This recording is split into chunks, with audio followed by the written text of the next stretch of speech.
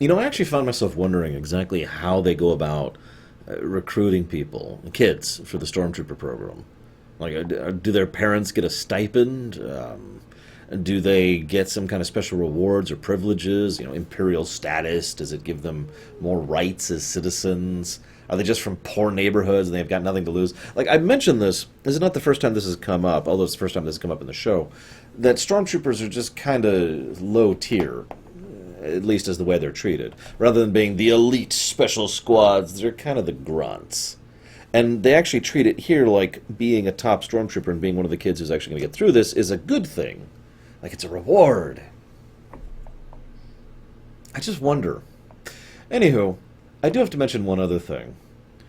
They talk about how they're all teenagers, right? I mean, Ezra's pretty young, and they're all kids going through their cadet things. You know, okay, sure. They also mentioned how within a few weeks of training, you'll be ready to be stormtroopers.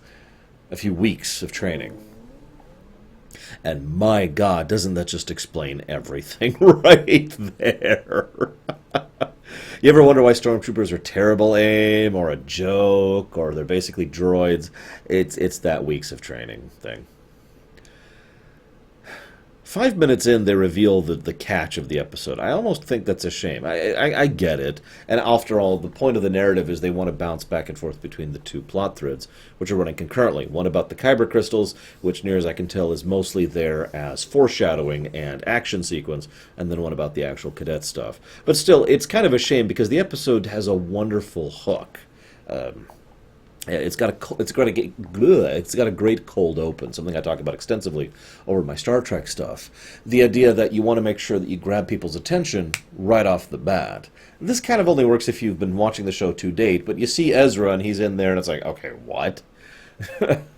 Anywho, I have a note here in my notes that says, why is an ISB agent at a Stormtrooper cadet facility? But then I started thinking about it. I noticed the minister lady from an earlier episode was also there.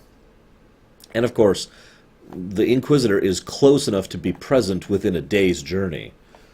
And it occurred to me one of the other benefits of doing a story like this. Now, I don't know if Rebels is going to keep doing this, but so far all of the story has been centered basically around one star system, effectively within one sector, really.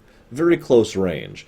And that means you have more opportunities for recurring characters, because we're all staying in one place. It's basically the DS9 advantage over the Voyager problem, to put it again into Star Trek terminology.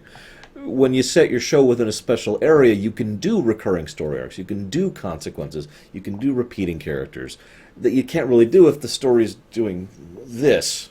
I mean, Clone Wars had recurring characters, don't mistake me, but most of those were the characters who were moving with the show, the Jedi and the clones and the villains, and that was about it. You didn't see a lot elsewise other than the occasional cameo. Even Cad Bane, a character I enjoyed, really only showed up in a couple of episodes, and most of that was because he too was a fairly modular type character.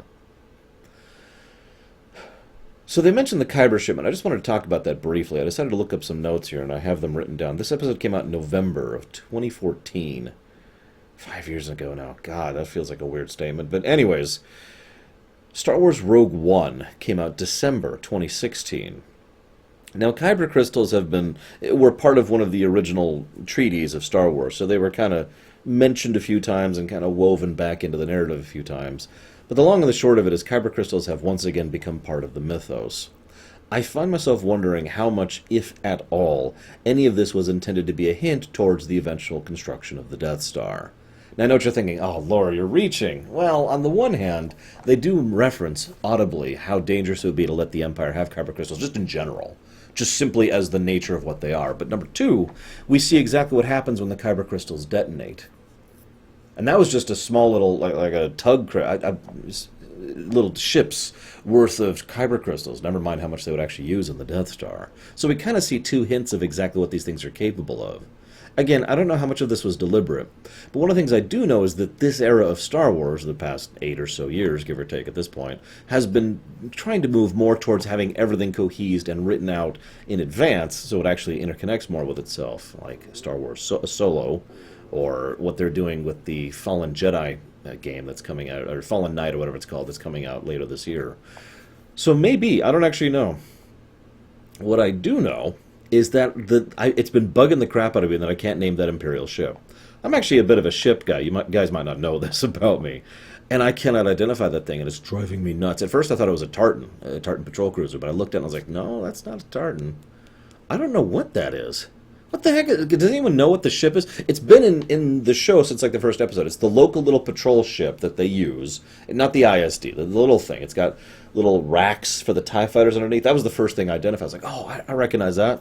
You know, it's like the Caracs. The Caracs do that, for example, the light cruisers. And I'm like, and it's been bugging me. Anyways, I also want to mention that this is one of the first decent action sequences we've seen to date, cutting back and forth between the escape and the walker and the action as they're trying to take out the Kyber crystal shipment.